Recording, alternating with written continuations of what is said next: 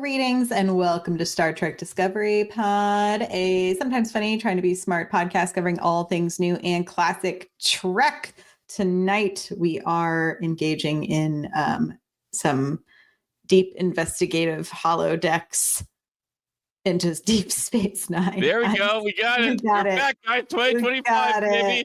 We're firing all zero cylinders. All through the cells. Zero nacelles today. All through the cells here. Bam, bam. Bam, bam, bam. It's been a rough day to do anything.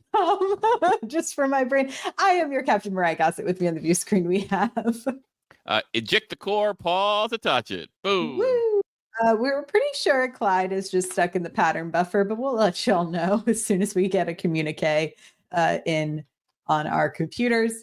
As I mentioned, we are diving into Deep Space Nine. We're talking about the introduction of Section 31 from the episode Inquisition. This was from season 6, episode 18, and it was directed by Michael Dorn and written by Bradley Thompson and David Waddell. And it first aired on April 8th, 1998. So we're going back in time. It's really interesting because only 3 years later, that was when I got married. Oh, wow. Look at that. Yeah, like that. Anniversary edition. And, for those who may be surprised, I'm still married to the same person. Well, we'll all keep our thoughts to ourselves because I'm just kidding. Did you make any Happy New Year, Paul, officially? Happy New Year, Mariah, and everyone listening, hanging out with us tonight on the live stream. We're so glad you're here. We hope everyone had a safe and warm holiday season. I know technically the Yule season continues. Did you know that the tradition of make the Yuletide gay goes through the first 3 weeks of January? No, but that's why it ends with Sundance or something? I guess so. Yeah, Sundance is the traditional ending to the holiday season. That's right.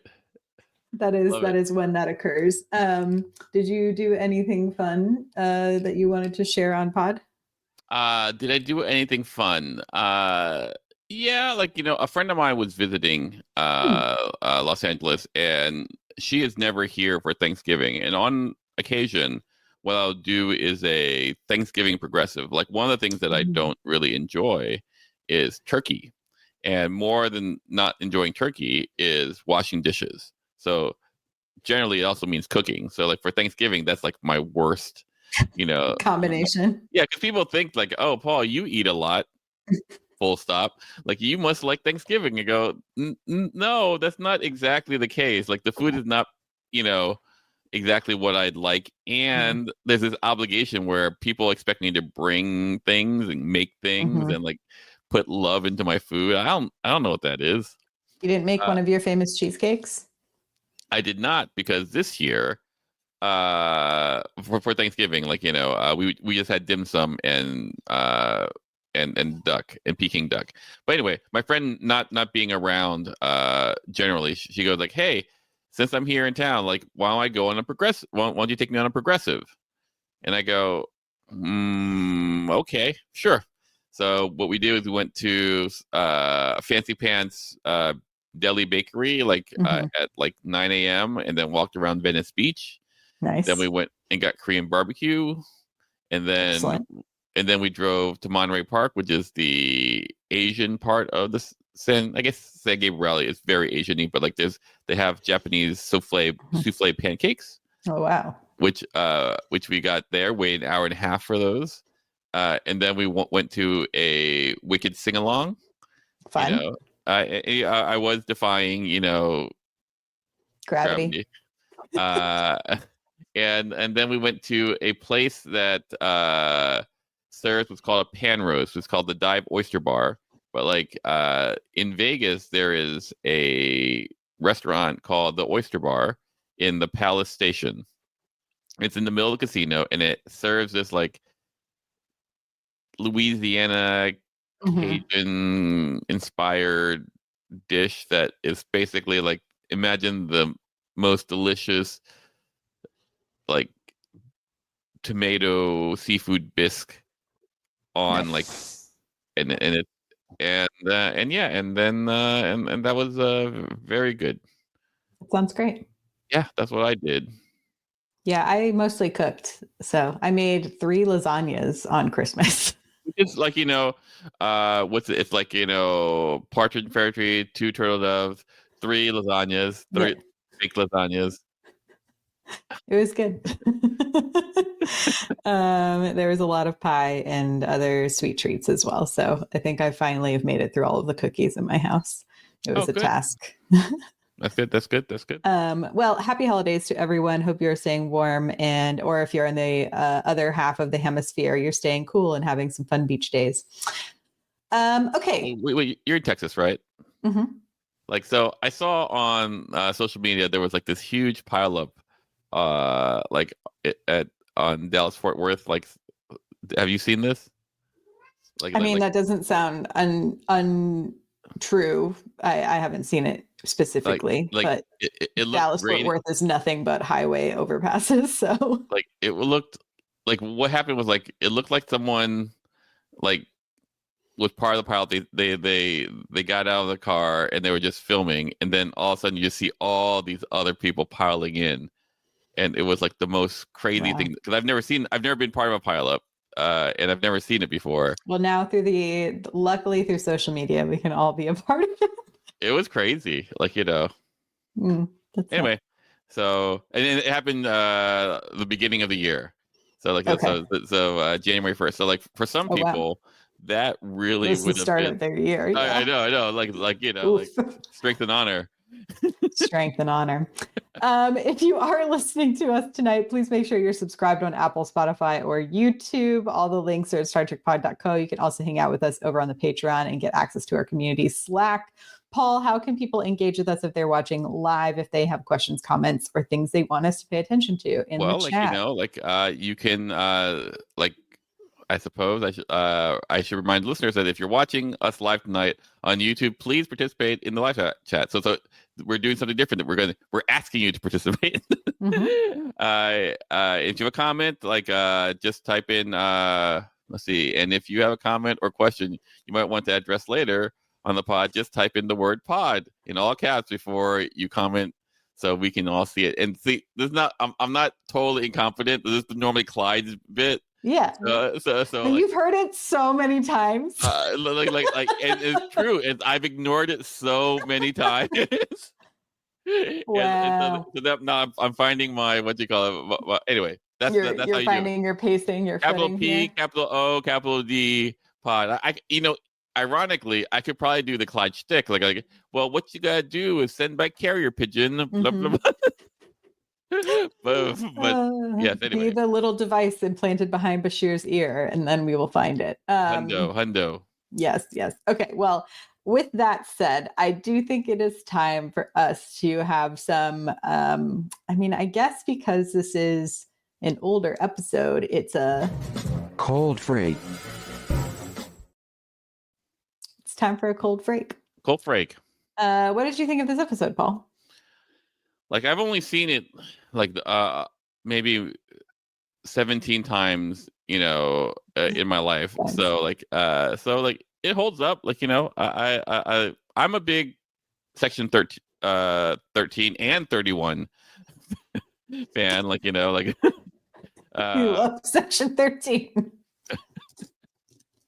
and this was the introduction of them, and it's one of those things where I think like it's like Odo. My favorite line in the show, not necessarily for dialogue, but just for like world, is like Odo goes like Bashir goes, oh, like I can't believe that that the Federation would have a place like this, an organization like this. And Odo goes like, well, Everyone has one. I can't believe that they don't. Like every great power has one. Like Tal Shiar, Obsidian Order, and you're like, yeah, like you say it, Odo. You jaded. So we all need corruption. Yeah. Like so it's one of those things where I was like, oh, it does. In some ways, it makes the world of Star Trek a little more 3D. like a little more real in some ways, you know. And that's why one of the reasons why I really love Deep Space Nine in general is because like it gave like, you know, the texture of like the price of paradise. Mm-hmm. Does that make sense? Yeah, it's kind of like, oh, if you have this idea that everything just happens by the book, right? Like often that is not true. Yeah, and it'd be nice if it was. And I think a lot of people like, you know, should believe that it does, but like and this is what the section 13 and 31 would go. It's like, you know, I'm glad there are people like you, but you need people like me. Yeah, I couldn't remember if I had seen this episode before. It felt like one maybe that I'd had on in the background at some point because things felt familiar. But so it was definitely the first time I had like sat and watched this episode. It was definitely like, I think because there wasn't really a B story to the episode, it did feel a little long for me, but Sure. I think it, you know, I thought it was a compelling story and it was like interesting, and like I enjoy things that are like spy espionage type things as well. I mean, I think it's interesting how much we as a society, I think, love content like this. I mean, between like Bond and like to modern like Slow Horses and like all of these different shows that are essentially about secret operations of like people who know better than we do to make the world a better place, right? Sure. But so often is so tied to like who's paying for this to be the better place. Womp womp. Yeah. What the FBI tracking and killing civil rights people, just as a casual example of these quote unquote secret agencies doing the bidding of our government. Yeah, I don't know. I'm on like too many conspiracy like Yeah, apparently. TikTok. Like, you know, like yes, there have been one or two assassinations. There's been one or two government infiltrations, and like, you know, like there's what you call it, you don't talk about the good side of like covert, secret, clandestine, you know, oftentimes illegal organizations. Never do you talk about that, Mariah. You're always like poo. I mean, everything has a dark side, even the Federation. Yeah. I know. And I think that's what's interesting is that even in this like quote unquote utopian future, right, that there is this established idea that there is a group of people who are working on behalf of the organization, and they have to do it in this secret covert way, because if it was made public how they had to get these things done, like people would poo-poo it.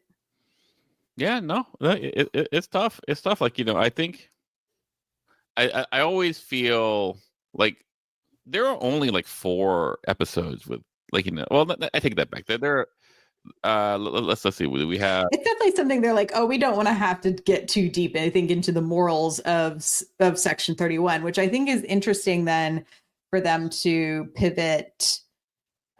You know, like the upcoming movie that was originally supposed to be a show. I wonder how much they felt like pivoting to a movie actually gives them a bit more control of the narrative to not have to change too much. I think of like the canon I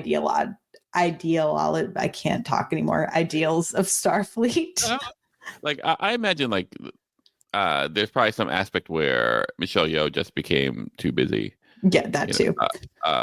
But I will say that like what I really like about the introduction of 31 into you know, the Star Trek universe is its simplicity on how it how basically it asserts itself as far as like, oh, you kind of need me and you might not like me, but but you need me. It is interesting too that they like cite back to like, oh, the charter Hmm. of the Yeah. Federation is like what establishes us, right? And that Mhm. we don't really have anyone we have to report to in order to do our work. Um, what did you think of Luther Sloan as sort of our introductory agent of Section 31? Like I always love Sloan. Like like Mhm. he's in 3 episodes in all of Deep Space Nine, and he We're always gonna watch all of them. Spoiler alert for anyone again who's. We're gonna watch all of them yeah and yeah prep for Section 31. Yeah. and like and there's something about the way that his face looks like a skull. Like he has It's like the very most like Willem, like old Willem Dafoe, like yeah, you and know. his cheekbones are so like like they are. It's just in a way where you look at him and he's a good looking enough dude, and he also looks like a skeleton, and and it goes like that. And the way that Yeah, he portrays the character, I love it. yeah. William Sadler, who plays the character, I think he's really like well cast Hmm. as and often cast as a villain. Excuse me. So like he was most recently in Salem's Lot, which is like a horror show, and like he's been, yeah, in a lot of things as like the bad guy of the week, Hmm. I'd say in a lot of procedural shows, which feels, I think, correct. No, like He plays good bad, like he plays good bad villain, yeah. yeah, like it's and I think this is probably when I think of him, like I've seen him in many things, but when I think of him, I go, oh, that's Sloan. Well, it's possible, I think, based on time, depending on when depending on when Giorgio shows back up in her correct Hmm. timeline. I'm assuming she's going fairly far back. Do you think we'll get to see a young Sloane?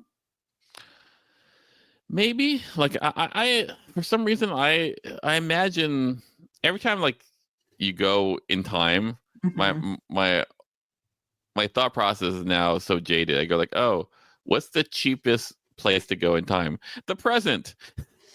Yes, that's true. And so I go like, oh, is there some temporal war type aspect about it? That I don't know. Like Yeah, I'm hopeful. yeah, it would be interesting. Um, I am not as like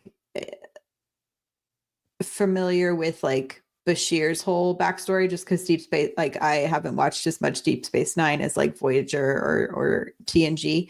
Um, so what do you like think of, or what was your initial thought, if you can remember back to like a first watch of this, Mhm. of like this accusation against Bashir?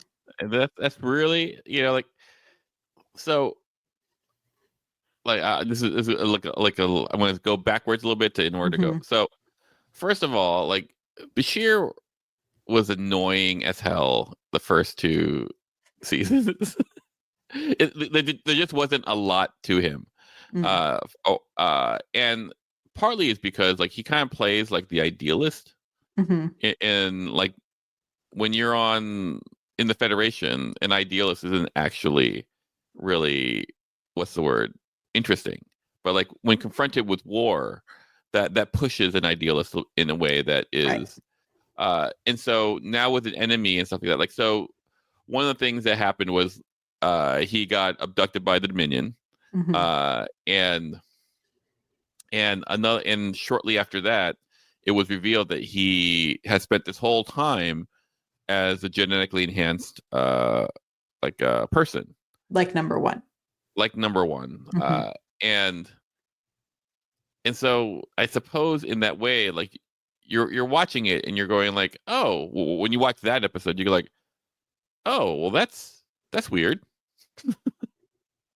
Like you're like, oh, that like I wouldn't have guessed that he was like, like, and are they undoing? Nope, they're just gonna go with it.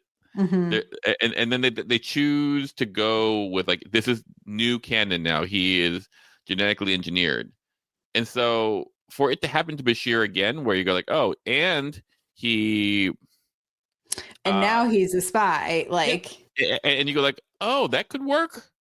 Like right. like Like and the he's way lied before, or like this this feature about him has been withheld from us before, so it could be possible again. Exactly. And what was very interesting is that like the way that they logic it out is well within his character of Right.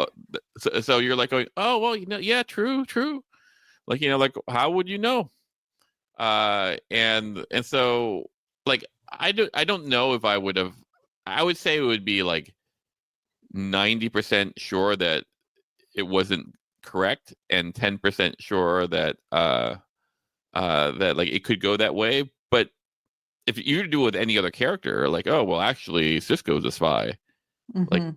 like that, like that it's not going to work, right? Right. You're like, oh, this is like, yeah, the Yeah. obvious red Oh, herring or oh, whatever. no, he got abducted by an entity, like and Yeah. interestingly enough, though, they did an episode, a little bit of a reverse episode, like different than this, not reverse, but like where like Chief O'Brien is running around thinking that the whole crew has been abducted and like or like basically the whole senior staff has been abducted or something, not abducted, Mhm. like taken over because everyone's acting all sketchy. Mhm. And come to find out at the end that Chief O'Brien was not actually Chief O'Brien. He was a clone that was designed to kill someone, but he didn't know that he was a clone. And so like, and what had happened was like the senior staff and all that like knew that this was a clone and they're trying to contain him. Oh, interesting. And so like Deep Space Nine does have a Yeah. history of playing around with the storytelling in a way that is so it was like It can be more surprising. I think that's why it is probably like anytime I've gone back and we've done like these more classic rewatches, I'd say I think Deep Space Nine usually holds up, I think, the best over time. You're not defending like Paris and like Janeway kids, Salamander kids. If I want a good, there's differences between a good time and a thoughtful time. Okay. I did want to bring up though, I think for me, the moment I was like, oh, I mean, like, these glasses will not fit in a VR set, by the way. Like we have a comment from EAE, interesting combo guys with Sally. The only thing I'm focusing on is how Paul's glasses would not fit inside a modern VR headset. I don't think mine would either. I don't know if any glasses really do well. But when mine are effectively a VR headset on their own. They just need like the slap-ons. But when O'Brien shows up on that video screen and he's like, eye line isn't matching up to talk to Bashir, was like the moment I was like, something is up. Like this isn't, in my mind, I was like, oh, this isn't real O'Brien, which obviously it wasn't. Sure. But it was just like, it was an interesting like touch. I was like, oh, are they doing that on purpose? Like that he's not looking at camera? Like it seems very strange. When for you did you start to suspect that potentially things were awry, if you will?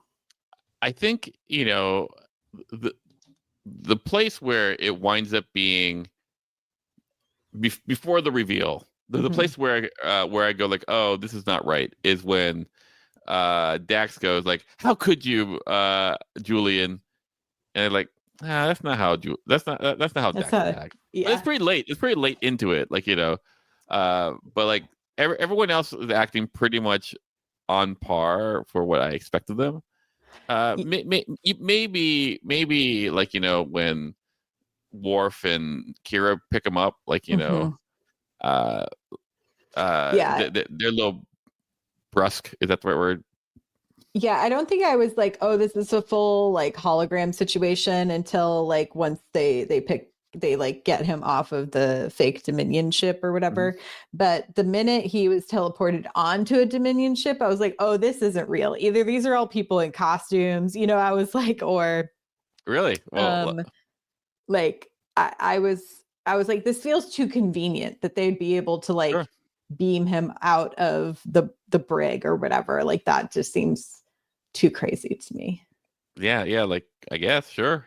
Like here, if I was to really, really be nitpicky about it, when I should have really noticed is when they beamed them out and what you call it, the Defiant caught up. Mm-hmm. Because Dominion transport technology is such that you could beam from like star systems away. Right. They didn't have to be that close. Yeah. So I was like, oh, if I look back, if I was watching with the best pair of Paul base VR glasses. That's yeah. right. Yeah. I would have been able to. I should have been able to see that. Yeah.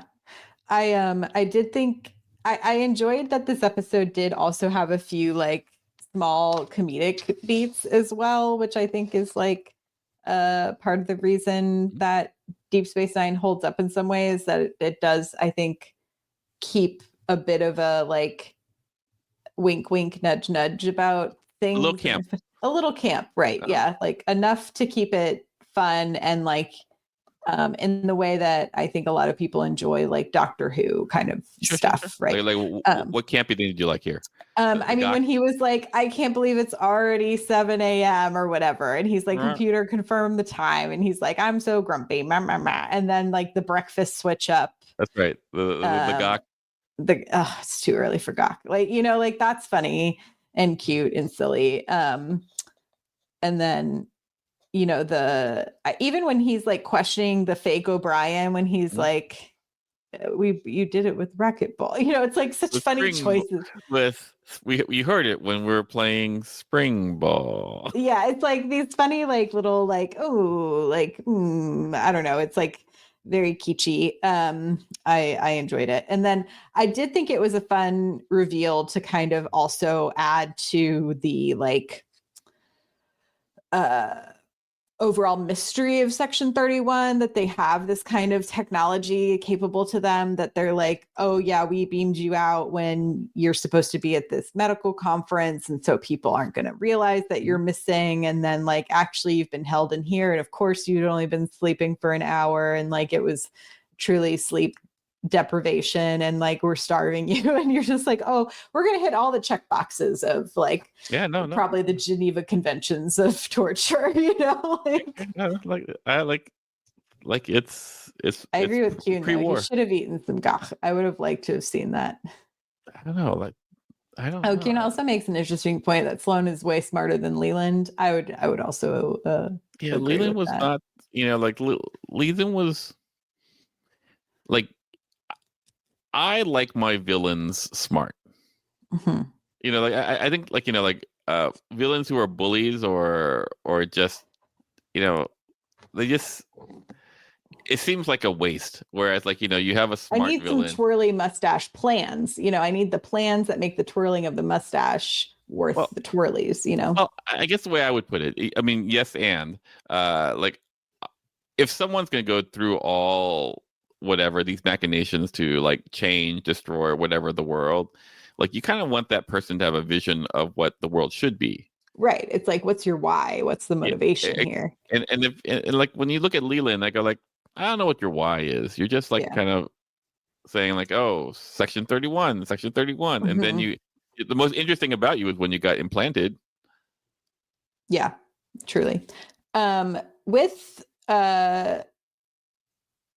Sloane, it is interesting to me, like we didn't really get much of like an inciting incident for this investigation. You know, it was just kind of like, oh, sure, we think that there's this thing, but I'm like, well, why do you think that there's this thing? Like there was never anything really given over to us of like why this investigation needed to happen in the first place. Like there wasn't some, you know, I feel like usually there's like some announcement of like news from the battlefield, like a thing has happened and it's because we think there's a leak, or, you know, or this thing happened and everyone's like, oh my gosh, I can't believe that thing happened. And then it's like, oh, it's because there's been a leak and this is why we think that thing happened. Well, I felt like that was missing for me. I think they tried to make it a little more subtle in this episode, where they go like, oh, my son was, you know, killed in a transport. And so like it kind of looked, you could have kind of played it like a personal vendetta. And so, like, you know, they didn't play that up, but like, you know, I feel like the seeds of it were kind of there. Yeah, for Sloane personally. Exactly. And so ultimately that kind of like I remember, like, I remember when I watched this episode in '98, where I was like, oh, I don't know where this is going. Is Sloan trying to frame Bashir? Like, is he? Yeah. There were enough like kind of like little like false warp signals to like have me not exactly know, because like because you don't know what Section 31 is, right? Like that's Right. a This nothing is thing. brand new. Yeah. So you that's completely out of left field.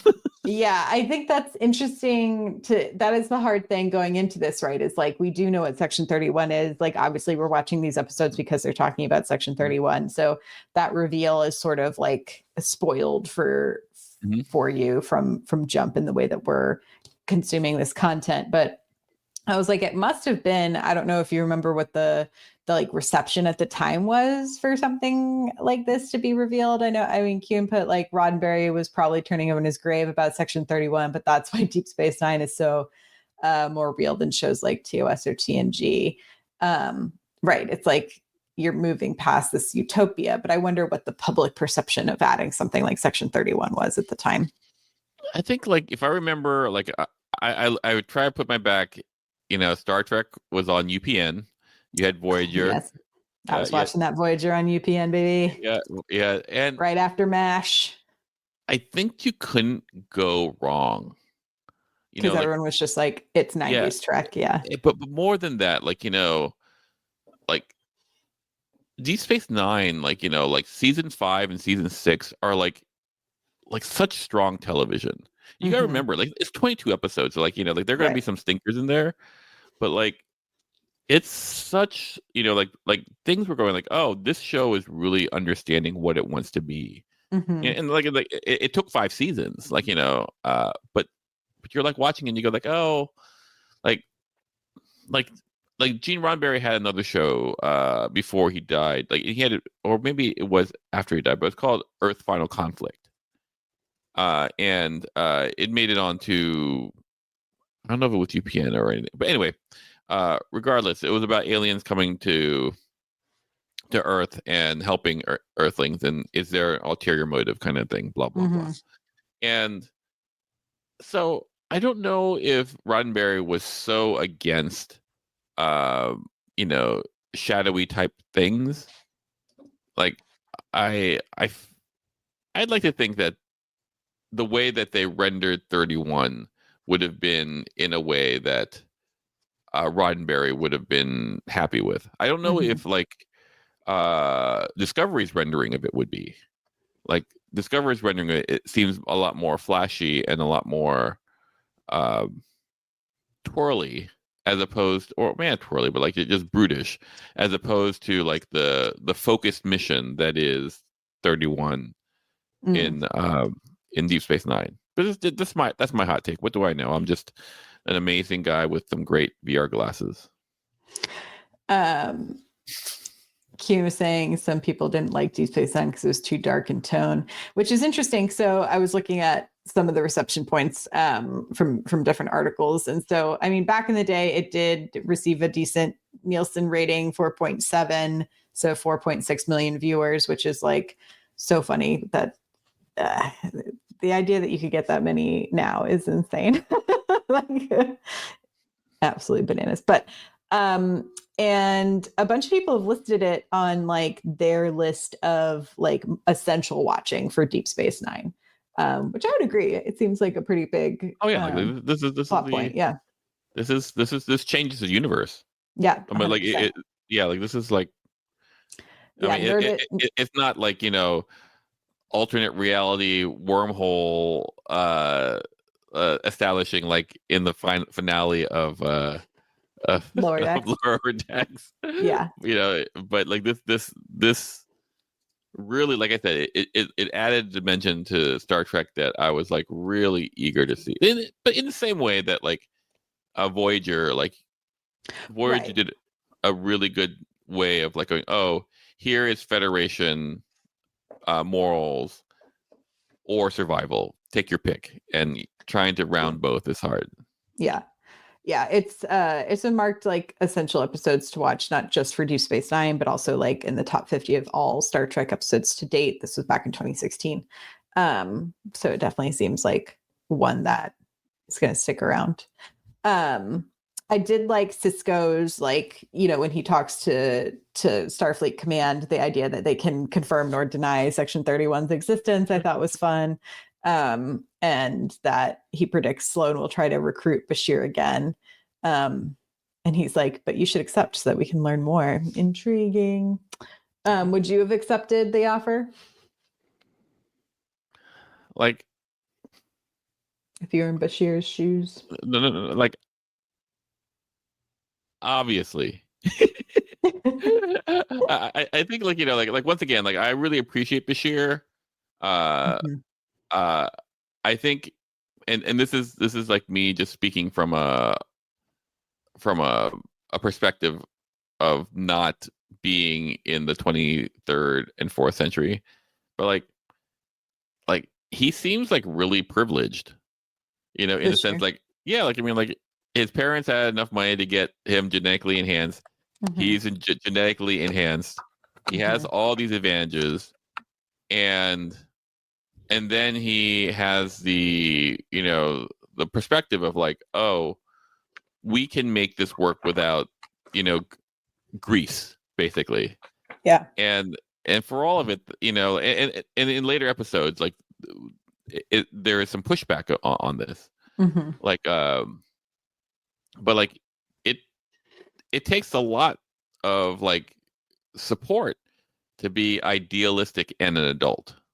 Yeah. So I am not that much of an adult, and I don't have that much support structure. So, and I don't live in the 24th century. So, like, a lot of differences. Yeah.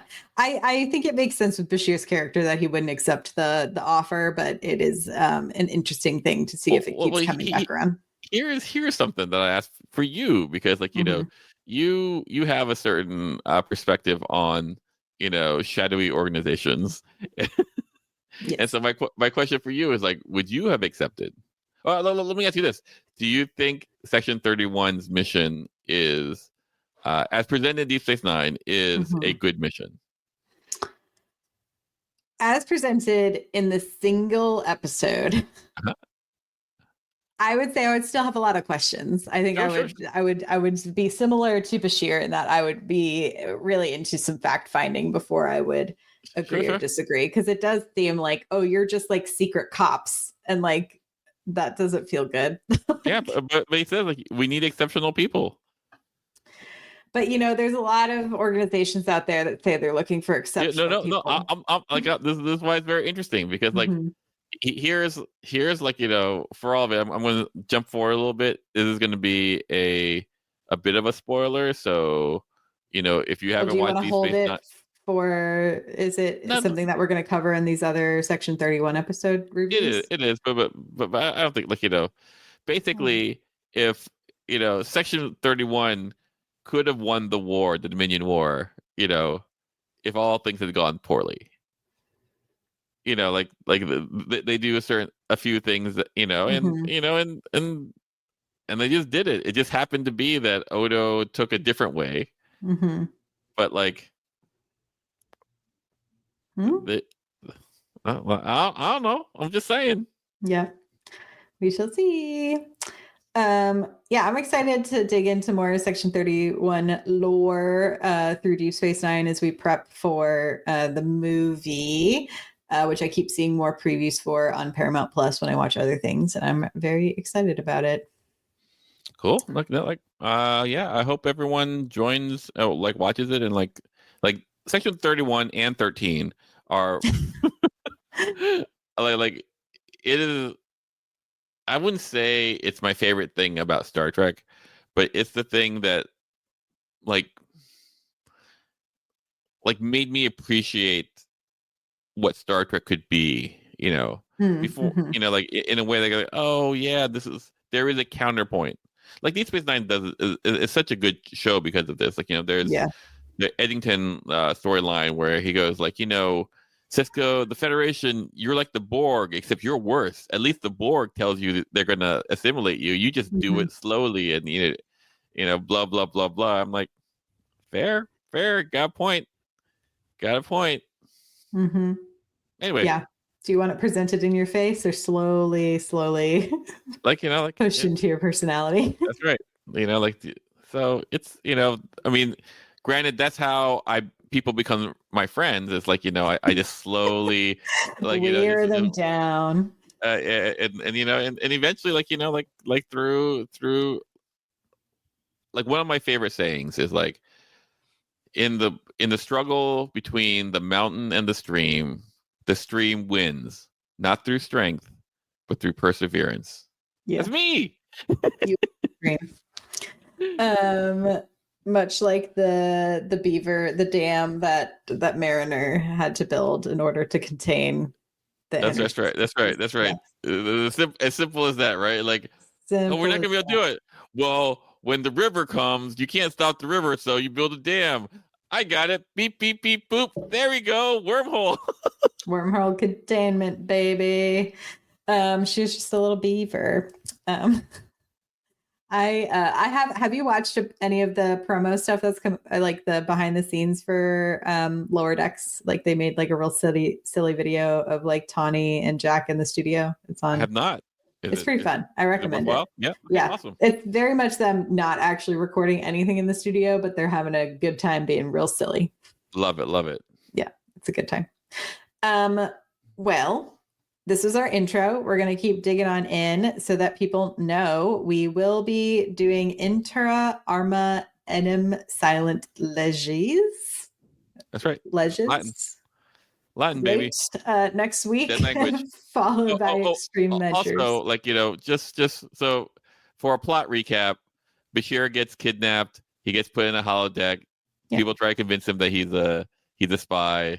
He figures out the holodeck, and then that's how we reveal Section 31. That's all. Yes, Section 131 that thought that he was a traitor or could be a traitor, and and they were proven wrong. This is a question though. Do you think they actually thought he was a traitor, or was it a test to see if he was recruitable?